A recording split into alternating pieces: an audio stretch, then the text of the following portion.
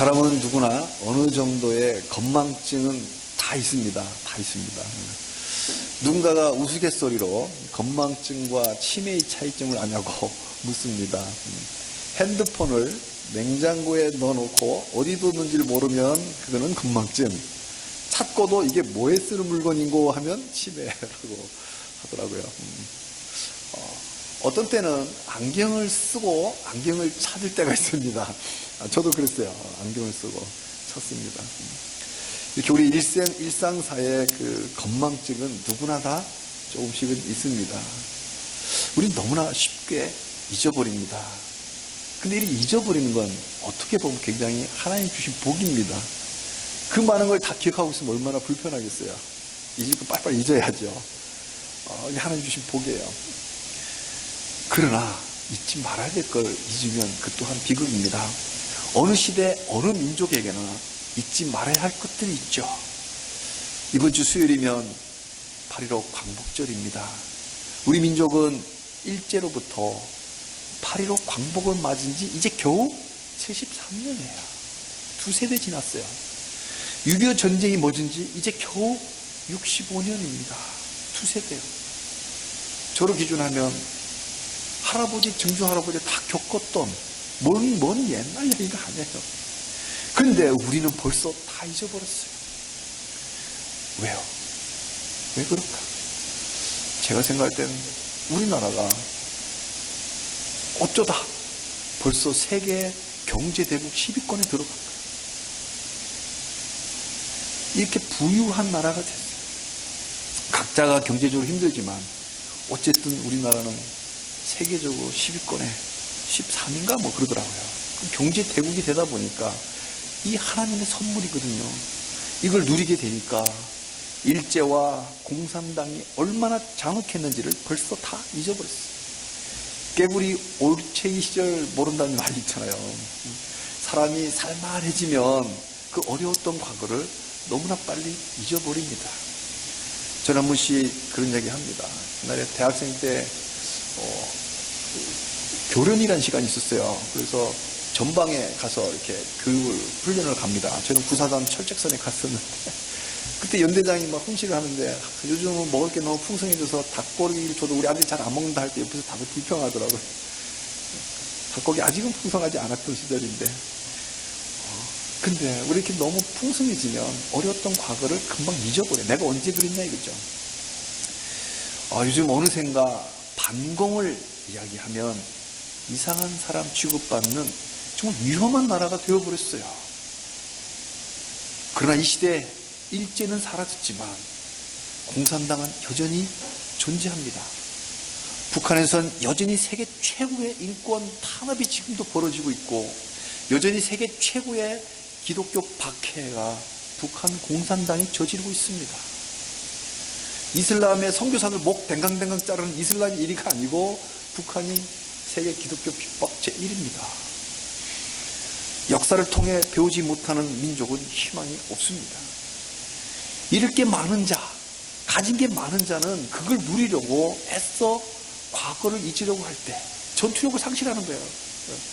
의욕이 없어 야성이 사라진 거예요. 왜? 잃을 게 너무 많으니까, 가진 게 너무 많으니까. 그럴 땐 그 물질이 우상이 돼서 결국은 다 잃게 됩니다. 이순신 장군이잖아요. 죽으면 죽으리라. 그래야 사는 거예요. 하나의 민족은 자기 나라의 역사를 잊지 말아야 합니다. 그러면 하나님의 백성은 마찬가지예요. 하나님 백성이 하나님 사랑하는 법 또한 잊어서는 안 됩니다. 하나님을 사랑하는 법, 그 첫 번째는 여호와 하나님을 잊지 말아야 됩니다. 한 나라의 백성이 그 나라를 사랑하는 것은 그 나라의 역사를 잊지 말아야 돼요. 기억의 역사를 잊지 말고 다시 그 되풀이하지 말아야 돼요. 마찬가지로 하나님의 백성이 잊지 말아야 할 것은 먼저 우리 하나님 나라의 주인이신 여호와 하나님을 잊지 말아야 됩니다. 세상 다 잊어도 절대 잊어버리지 말아야 할 분이 바로 하나님 아버지입니다.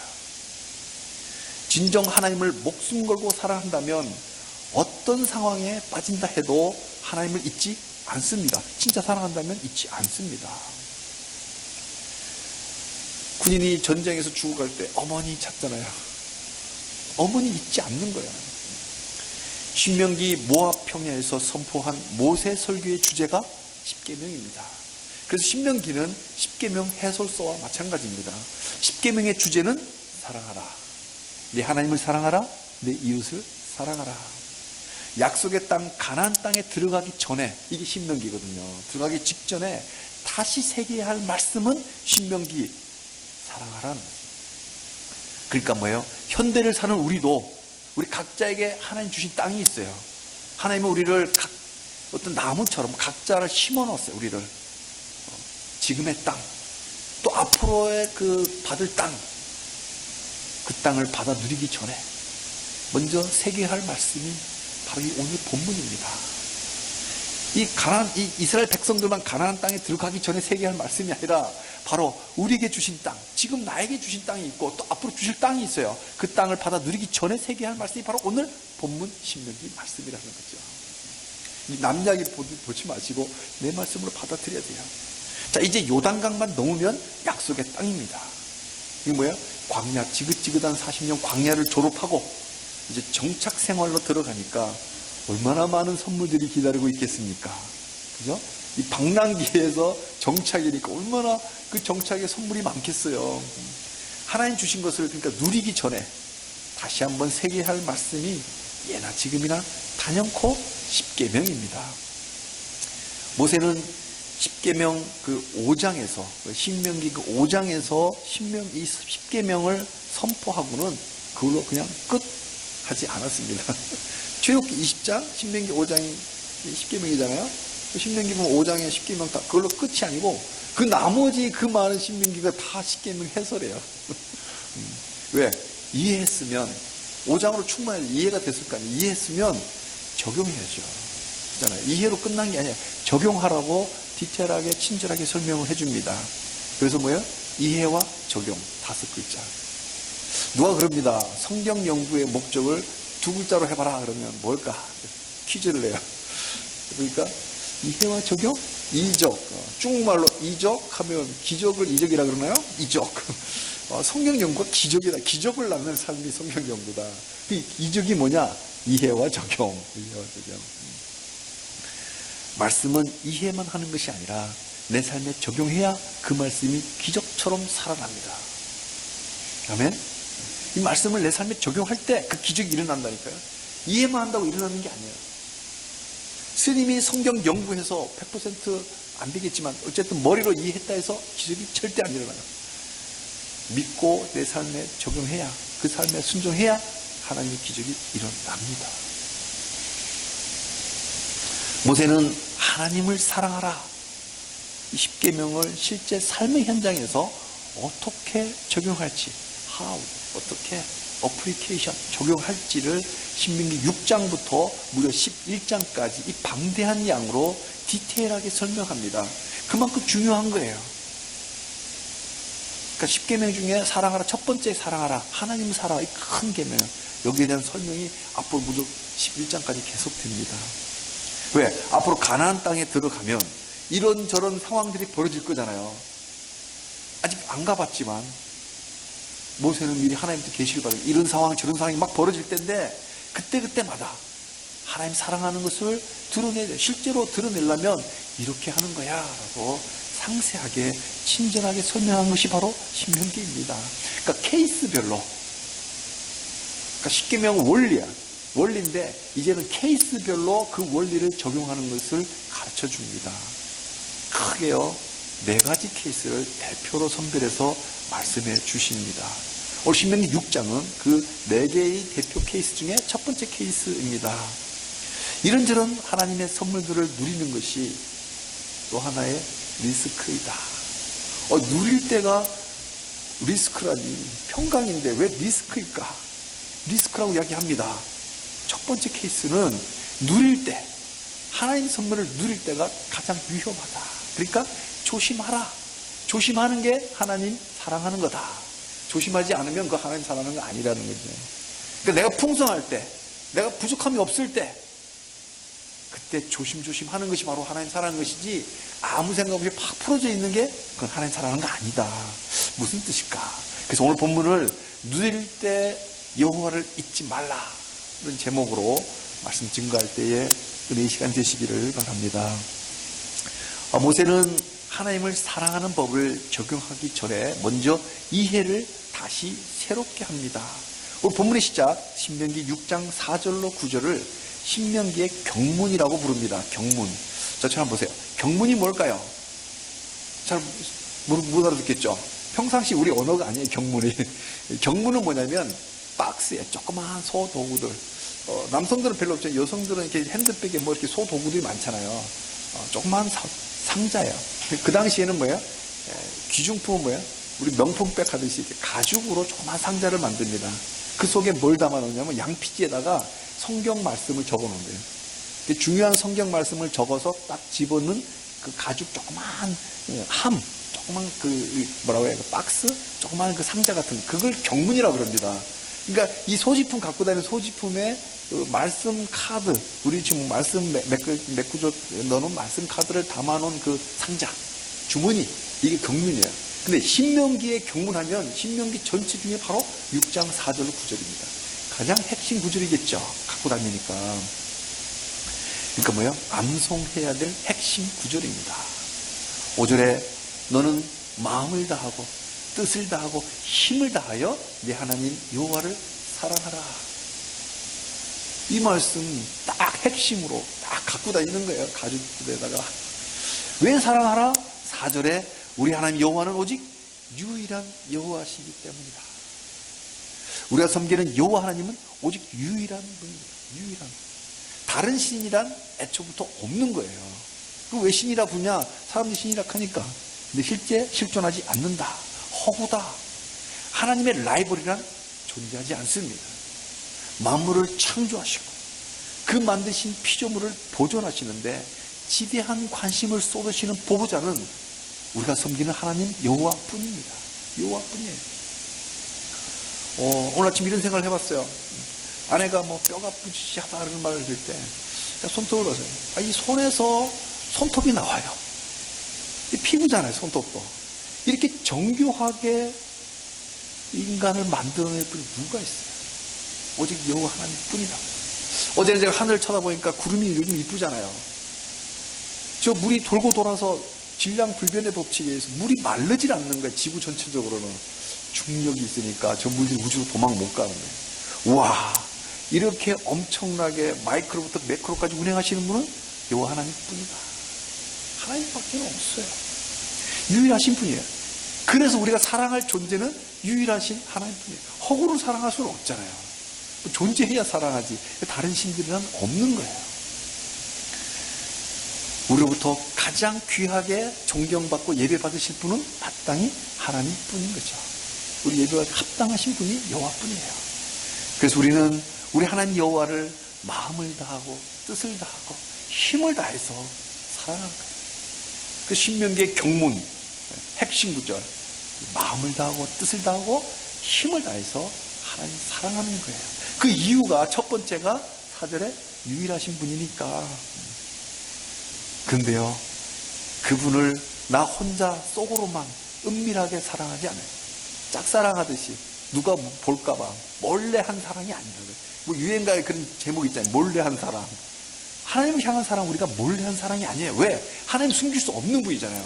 온 우주에, 온 땅에, 온 하늘에 가득한 분이 하나님이잖아요. 숨길 수 없는 분 왜 내가 사랑한다 숨기면서 사랑할 수 있어요? 못해요. 공개적으로 사랑해야 돼요. 내가 사랑한 사람이 있다면 결혼 예식이라는 것을 통해서 사람들에게 만천하게 공개하잖아요. 동사무에 가서 결혼식 신고를 해야, 부부 신고를 해야만 법적 부부가 되지만 사람들 앞에서 먼저 공개하잖아요.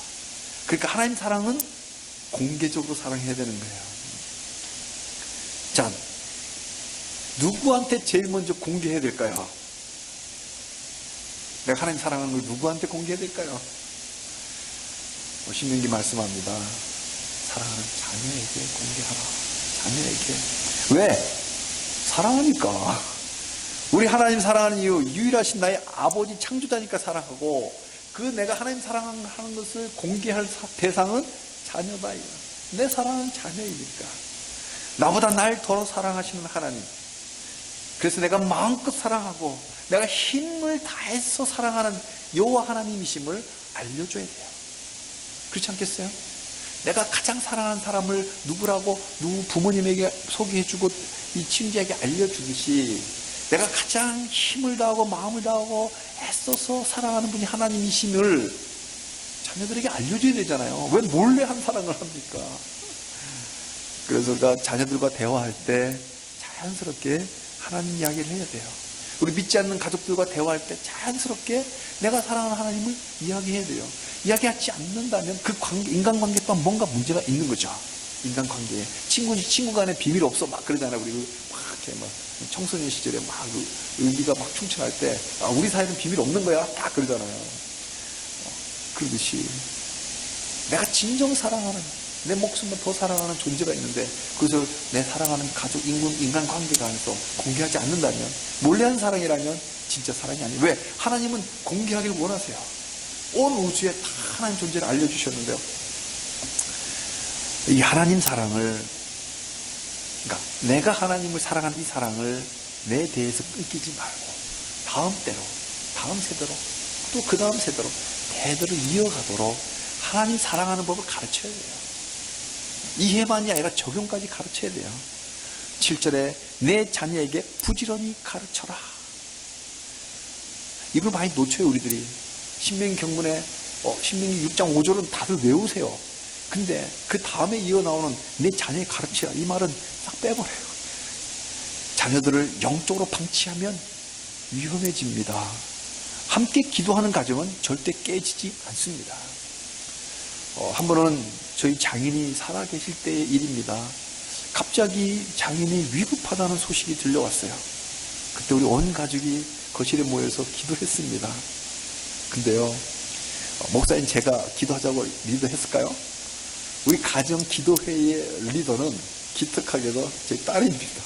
딸이만 모아가지고 기도하자고. 그래서 열심히 기도했어요. 우리 할아버지 아직 예수님 모르는데 지금 돌아가시면 안 돼요. 살려주세요. 제가 전도해야 돼요. 아직 전도 못했어요. 이렇게 우리 딸이 막 기도에 리드하는 거예요. 그래서 우리 가족이 다 기도했는데 정말 우리 하나님이 그 기도의 자리에 오셔가지고 다 들으시고는 기적같이 장인이 회복되셨어요. 우리 장인 어떻게 됐을까요? 결국 주님을 영접하셨고 원래 그 앞에 카톨릭 집안이셨는데 제대로 믿지는 않으셨어요. 근데 나중에 다시 영접하시고 그리고는 얼마인가 한 10여 년 더 사시고 죽으시다가 나중에 하나님의 부르심을 받고 소천하셨습니다. 우리가 하나님을 사랑하는 이 믿음이 할아버지 영혼을 사랑하는 그 딸아이의 믿음으로 전수되듯이 대를 이어서 우리 하나님 향한 사랑은 전달되어야 합니다. 그래서 7절에 손목에 메고 미간에 붙이라고 합니다. 손목이 여기지만 뭐 여기일 수도 있어요. 여기도 있고. 그러니까 경문, 아까 그 가죽 그 주머니라 그랬잖아요. 손목에 맥박 뛰잖아요. 미간이 어디냐면 여기에요, 여기. 이마 여기. 눈썹과 눈썹. 여기다 딱 붙이고 다니는 거예요. 이스라엘 사람 붙이고 다녀야 돼요. 이건 뭐예요? 뇌에 가장 가깝죠. 이 맥박에 가장 가까운 것. 우리 생명과 직결되는 이 육체, 이 부분, 신체 이 부분에다 붙이고 다니는 거예요. 뭘? 5절을. 너는 마음을 다하고 뜻을 다하고 힘을 다해서 네 하나님 여호와를 사랑하라. 이 말씀을 8절에는 문설주와 바깥 문에 기록하라 그래요. 문설주가 뭐예요? 잘 모르겠잖아요. 문설주. 문지방은 들어봤나요? 문지방은 은연히 많이 써요. 문지방은 문이 이렇게 프레임이 있으면 이 네 개, 맨 밑바닥이 이걸 문지방이라 그래요. 옛날부터 문지방에 뭐 걸터 앉지 마라 우리 조상부터 내려오는 미신이 있잖아요. 이 문지방이에요. 위에를 문인방이라 그래요.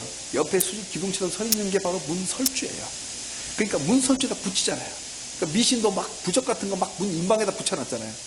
그러니까 이스라엘 사람들도 하나님 문설주에다 붙여놔라. 뭐? 경문, 신명기 6장 5절에서 9절까지 붙여놔라. 그리고 바깥문, 대문에다 붙여놓는 거예요. 이건 뭐예요? 공개적으로 하나님 사랑하라는 거예요. 공개적으로. 이스라엘 백성들은 세월이 아무리 흘러도 이 말씀을 문자대로 적용했어요. 어플리케이션 좋았는데 문자대로 적용을 한 거예요. 그로부터 1400년이 지난 시대가 바로 예수님 시대예요. BC 1400년이었으니까 예수님 시대에도 바리새인과 서기관들은 이 여호와를 사랑하는 이 말씀, 신명기 6장 5절의 말씀을 경문이라고 이 작은 가죽 상자에 넣어서 실제 허리에 차고 다니고 이마에 붙이고 다녔어요. 그 시절도. 그런데요, 정작 이어지는 6절의 말씀대로, 6절에 뭐라고 말씀되어 있나요? 마음에 새겨라고 되어 있어요. 마음에 새겨라. 붙이고는 다니는데 그거는 하나님이 상징적으로 주신 거예요. 그런 액션을 줬는데 그 액션의 본질은 뭐냐면 마음에 새겨라. 마음에 새기라고 계속 새기라고 한 거예요. 근데 마음에 새기란 말은 쏙 빼버리고 문자적으로 행동만 따라 했어요.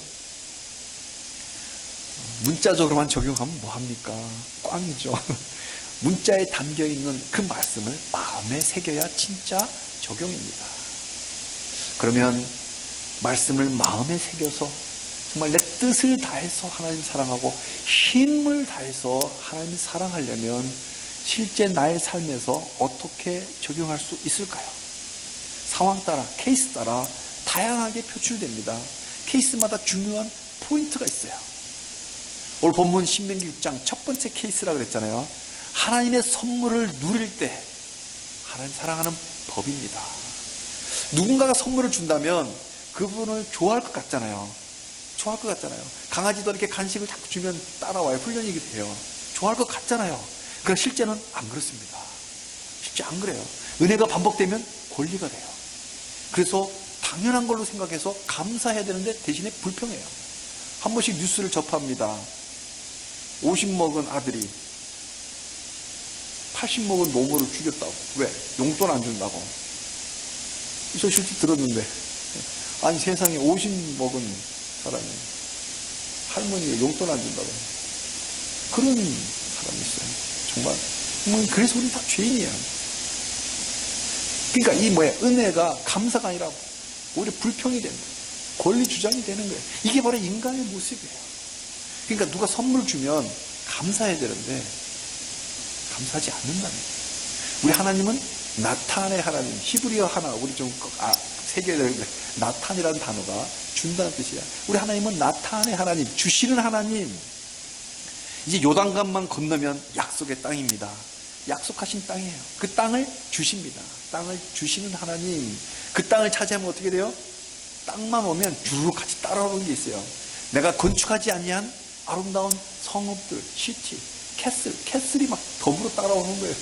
땅만 오는 게 아니라 빈 광야가 아니라 캐슬이 따라와요. 캐슬이 따라오면 어떻게 해요? 그 안에 하우스가 따라오는 거예요. 집들도 다 같이 내가 오는 거예요. 내가 짓지 않은 거야. 더구나 그 집에 뭐야? 집이 텅 빈 집이 아니야. 가득 채워져 있는 물건들도 다 내 거. 엄청난 선물이죠? 그 하우스 밖에 뭐예요? 야드가 있겠죠? 그 야드에 뭐예요? 우물이 있어요. 수도가 없던 시절, 지금이야 꼭지 틀면 물 나오지만 불과 몇십 년 전만 해도 수도가 귀합니다. 그러니까 수도가 없던 그 옛날 시절에는 우물이 부의 상징입니다. 지금도요, 한 60, 70 먹은 사람들은 옛날에 할아버지 부잣집 도련님들 출신들은 우물을 굉장히 중요하게 생각해요. 그 동네에 우물 하나밖에 없거든. 온 동네 사람들 다 자기 집 와서 우물을 길어 가야 돼요. 부의 상징이 우물이에요. 뭐예요? 우물까지 딸려온단 말이에요. 부가. 그리고 그 앞마당에는 내가 심지 않은 포도원, 올리브 나무들이 하나님 선물을 줘요. 그러니까 뭐예요? 언제든지 배고프면 가서 따먹으면 돼. 그죠? 배불리 먹을 수 있는 게 선물이에요. 하나님의 저주는 먹어도 배부르지 않는 거. 근데 배불리 먹게 해주는 거. 하나님 선물이죠. 자, 뭐예요? 땅을 주신다고. 약속의 땅을 주셨는데 땅을 선물로 받으니까 그 땅에 캐슬이 딸려옵니다. 캐슬이 딸려오니까 그 안에 하우스가 딸려오고 하우스 안에 가득한 물건이 따라옵니다. 집을 얻었으니 우물도 함께 넘어오고 포도원까지 딸려와서 먹어도 다함이 없는 풍요가 누릴 수 있는 풍요가 따라옵니다. 이 모두 누가 주신 걸까요? 누가 준 선물일까요? 나타안의 하나님. 다 하나님 주신 선물이에요. 근데 인간이란 올챙이 시절 잊어버린 개구리와 같습니다. 참, 내가 인간을 비하하는 것이 아니라 인간이 개구리라는 뜻이 아니라 개구리와 같다. 이 올챙이 시절 잊어버리는 그런 모습과 너무나 닮았다. 왜? 죄 때문에 그래요. 인간이. 하나님 항상 잊어버린 죄인 때문에 그래요. 물질이 풍성해지면 영이 무감각해져요. 물질이 풍성해지면 영이 너무 센스가 없어져 버려요. 그래서 하나님을 쉽게 잊어버립니다. 영이 잠들면 하나님이 안 보이죠. 역사가 그랬어요. 역사가 증명합니다.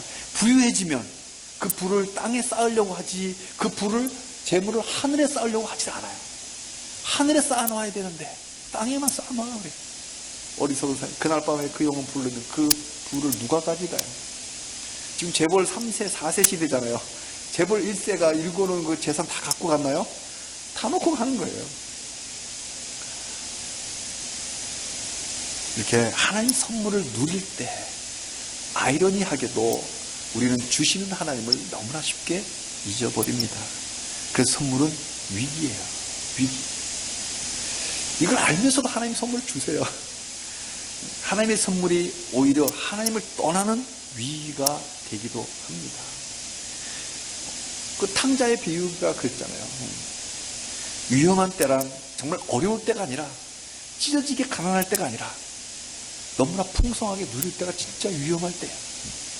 하나님 잊어버리기 딱 좋은 시절이 부유할 때예요. 사랑하는 성도님들, 우리는 하나님의 선물을 누릴 때 여호와 하나님을 잊어버리지 맙시다. 옆 사람과 한번 인사했으면 좋겠습니다. 하나님을 잊지 맙시다. 하나님을 잊지 맙시다.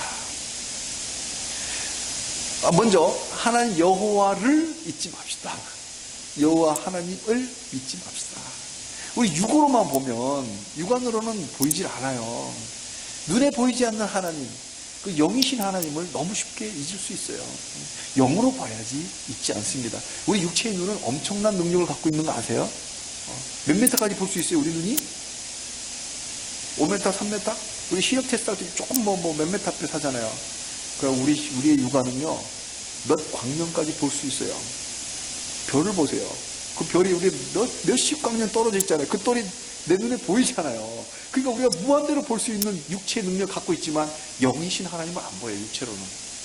그러니까 영이 깨어 있어야 하나님은 잊지 않습니다. 우리 하나님은 약속을 반드시 지키시는 신실하신 하나님입니다. 이거 잊지 말아야 돼요. 다른 신은 없기에 유일하신 하나님이십니다. 우리의 경배를 받으시기에 너무나 합당하신 분입니다. 그리고요, 하나님을 잊지 않았다면 지금 내가 누리는 거 다 하나님이 주셨다는 거 잊지 맙시다. 하나님 잊지 않았으니까 두 번째는 하나님이 주셨다. 이거 잊지 맙시다. 농사는 농부가 져도 그 풍년은 하나님이 주십니다. 아무리 농사 져봐, 북한에 풍년이 없잖아요. 아무리 농사 져봐, 하나님 붙잡고 있으니까 맨날 흉년이야. 풍년은 하나님이 주십니다. 내가 차지한 땅, 내가 사는 도시, 나의 집, 내가 쓰고 있는 이 물건들, 소지품들, 내가 먹고 마시는 그 음식들, 내가 굶지 않고 배불리 먹는 이 즐거움, 이 모든 것이 다 하나님이 주셔서 누리는 선물들입니다. 아니, 내가 내 돈 주고 산 거라고 생각하면 위험합니다. 내 돈도 하나님 주신 거예요. 그리고 돈 주면 살 수 있다고요? 아니에요. 어디 가면은 지금 돈 줘도 못 산대요. 조그만 거 하나 사는데 돈을 이만큼 갖다 줘야 된다. 인플레이션이 강해서 어딘가에 기억이 안 나요. 남미 어디 나라 그래요. 그러니까 시장이 작동되게 하신 것도 하나님 주신 거예요. 돈 있다고 못 사요. 다 하나님 주신 선물입니다. 시스템 다 하나님 주신 거예요. 그 진짜로 중요한 거는 육체를 넘어서 내 영혼 살리신 은혜, 내 영혼 살리신 은혜, 그거 잊지 맙시다. 출애굽기가 뭐예요? 이집트에서 뭐예요? 이집트 종이잖아요. 종살이 했던 곳에서 주권을 가진 나라로 회복시켜서 자유민으로 구원해 주셨잖아요. 그게 뭐예요? 우리에게는 죄의 종, 우리 죄의 종, 공중의 권세 잡은 자가 시키는 대로 움직였던 탐욕에 그냥 만족할 수 없는 그 육체의 욕망만 따라 살던 그 사탄의 그 종에서 우리를 하나님의 자녀로 구원해 주셨음을 잊지 맙시다. 하나님 주신 선물을 누릴 때가 정작 하나님을 잊어버릴 위험한 때란 걸 이제 알았다면, 그럼 우리가 어떻게 해야 진짜 하나님을 잊지 않을까요? 누릴수록 하나님 섬기는 거예요. 잊어버리지 않는 비결, 오늘 말씀이 전해주는 건 섬겨라. 12절과 13절을 함께 읽겠습니다. 너는 조심하여 너를 애굽 땅 종 되었던 집에서 인도하여 내신 여호와를 잊지 말고 내 하나님 여호와를 경외하며 그를 섬기며 그의 이름으로 맹세할 것이니라. 잊지 않는 방법이 13절이에요. 경외하라, 섬겨라, 맹세하라. 이거를 다 아우른다면 하나님 섬기는 거예요. 하나님 잊지 않으려면 하나님 섬기는 거예요. 누릴수록 섬겨라. 누릴수록 섬겨라. 어려울 때 어떻게 기도해야죠. 근데 누릴 때는 섬겨라. 아무리 부자가 천국 가는 것이 낙타가 바늘 위로 들어가는 것보다 어렵다 해도 하나님만 잘 섬긴다면 하나님 그리 쉽게 배은망덕하게 등지지 않습니다. 그렇다면 우리가 어떻게 해야 하나님을 잘 섬길 수 있을까요? 첫째로 경외하라, 경외하라, 경외함입니다. 오늘 13절이 내 하나님 여호와를 경외하라. 욥이 떠오릅니다. 욥은 부자였어요. 누릴 때 그 욥이에요. 동방에서 최고 가는 부자였어요. 하나님을 경외하며 악에서 떠나지 않았습니다. 하나님 주신 선물이 욥이 얼마나 있었을까요? 욥기 1장 1절만 딱 찾아보면 나옵니다. 낙타가 3,000마리. 와, 낙타 한 마리가 얼마일까요? 3,000마리. 그리고 소가 500결이. 결이는 그 두 마리를 한 쌍으로 한 결이라. 500결이니까 소가 1,000마리. 소 한 마리 얼마나 될까요? 그리고 그러니까 이 암나기가 500마리예요. 지금은 또 4,000년 전 시절입니다. 4,000년 전에. 그러니까 그 시절에 이 가축들을 이렇게 많으니까 어마어마한 부예요. 동방 최고의 부자였어요. 이게 하나님이 엄청난 선물 주신 거죠. 이 주시는 하나님을 욥이 잊지 않았어요. 잊지 않고 섬겼어요. 하나님을 경외했다고 욥기 1장 초반부터 나옵니다. 하나님을 경외한 사람이 욥이다. 사탄이 시기할 정도로 경외했다. 그래서 욥의 그 고난이 경외에서 온 거예요. 사탄 시기에서 하나님과 한번 게임을 한 거예요. 그래서 이 경외했다. 부자도 얼마든지 하나님을 경외할 수 있다. 예수님 부자는 천국 가기가 낙타가 바늘기 돌아가도 어렵다 했지만 부자도 하나님을 경외하면 하나님 잊지 않고 하나님 백성 될 수 있다. 경외가 뭘까요? 두려워하면서 사랑하는 것. 두려워하면서 최고로 섬김이 경외예요. 하나님은 신의 산에서 불 가운데, 구름 가운데, 흑암 가운데 나타나서 말씀하셨어요. 이건 뭐 하나의 상징입니다. 심벌이에요. 뭘 상징할까요? 불, 구름 가운데, 흑암 가운데. 구름 속에서 말씀하시니까 내가 다 정체를 알아볼 수 없잖아요. 흑암이 많이 깜깜이 완전 깜깜할 때 이건 뭐야? 내가 다 알 수 없다. 하나님은 내가 다 알 수 없는 분이다. 하나님의 생각은 내 생각을 초월하시는 분이다. 그러니까 뭐예요? 내가 다 알 수 없는 분이기 때문에 하나님 그렇게 만만하게 보는 게 아니다. 만만한 분이 아니에요. 그러니까 두려워하면서 하나님을 사랑하는 거, 이게 경외예요. 하나님의 사랑은 버릇없는 사랑이 아니라 버릇 있는 사랑. 버릇 있는 사랑이라는 말이 있나요? 제가 지어냈어요. 버릇없는 사랑이 아니라 버릇 있는 사랑. 그게 바로 진짜 섬김이에요. 하나님의 선물을 누릴 때 경배자로, 예배자로 하나님을 경외하며 살아갑시다. 두 번째로 누릴수록 하나님을 잊지 않고 섬기는 법. 두 번째는 충성입니다. 충성.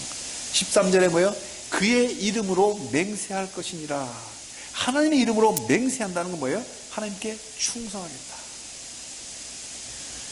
우리나라 육군의 구호가 거의 다 70~80%가 충성이에요. 저희 부처는 미사일 부대에 있었는데 가니까 그 구호가, 격리의 구호가 격추해. 격추 이러더라고. 대부분 충성입니다. 충성. 그건 뭐예요? 14절 말씀대로 다른 신들을 따르지 않는 거, 이게 충성이에요. 하나님께 충성하는 거. 우리 예수님 본을 보였어요. 예수님 광야에서 사탄에게 3가지 시험 받았잖아요. 두 번째 시험이 바로 누림의 시험입니다. 누가복음 4장 6절에 사탄이 유혹합니다. 야, 세상 모든 영광 보여주고 이 영광 니한테 줄게. 다 줄게. 그 대신 조건이 있어. 나한테 절해. 이 영광 다 누리도록 해줄 테니까 나를 섬겨라 하는 거죠. 누림을 주고 대신 사탄 섬기라는 이 미끼를 던진 거예요. 이제 예수님이 뭐라고 말씀합니까?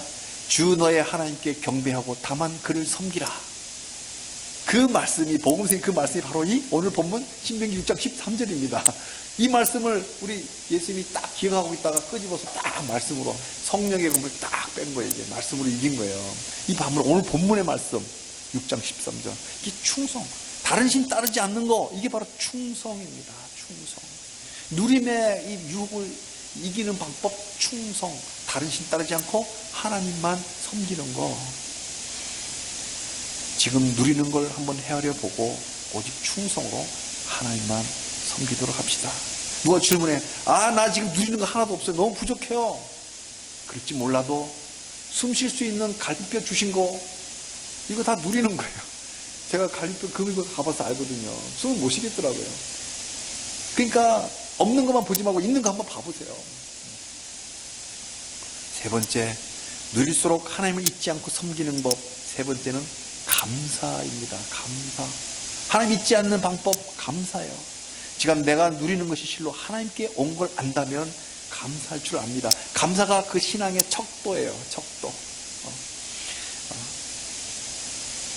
내가 벌은 것이라고 생각하면 당연한 권리가 되지 감사하지 못합니다. 하루 시작할 때 하나님 새날을 주셔서 감사합니다. 오늘 하루도 주님만 의지하며 내가 멋모르고 시작합니다. 하나님 동행해 주세요. 이렇게 기도하고 시작을 합니다. 근데요, 제가 이 말씀을 그 생각도 했어요. 시작할 때만 기도하지 말고 마칠 때 어떻게 기도하니? 저녁에 일과를 마치고 퇴근할 때, 제가 지금 일 마치고 했을 때 하늘을 보면서 하늘은 너무 감사가 되는 거예요. 그래서 사진을 찍어서 단톡방에 올리기도 하는데, 내가 일과를 마쳤을 때 어떤 기도로 마감할까? 바로 감사의 기도입니다. 감사. 오늘도 무사히 지켜주셔서 감사합니다. 오늘 하루도 이런저런 위기들이 있었지만 그 순간순간마다 피할 길을 주시고 지혜를 주셔서 감사합니다. 그래서 영성 일기장에다가 감사의 이유를 쌓아간다면 이게 바로 거룩한 사다리를 하늘에 놓는 거예요. 사랑하는 성도님들, 내가 가진 모든 것이 하나님 주신 선물입니다. 이때 누리기에 정신 팔리면 영이 교만해져서 하나님을 잊어버립니다.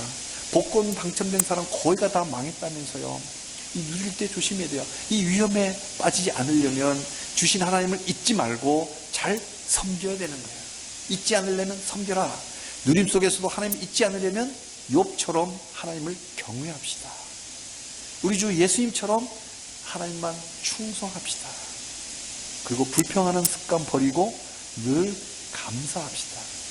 아침에 기도하고 나섰다면 저녁에 감사 기도를 드립시다. 일기장에 감사의 이유를 드립니다. 기도장에만 요구하는, 하나님께 구한 것만 쓰지 말고 감사, 그 응답받은 것에 대해 하나하나 감사를 기록합시다. 우리 모두 세 가지, 하나님 경외, 하나님께 충성, 하나님께 감사.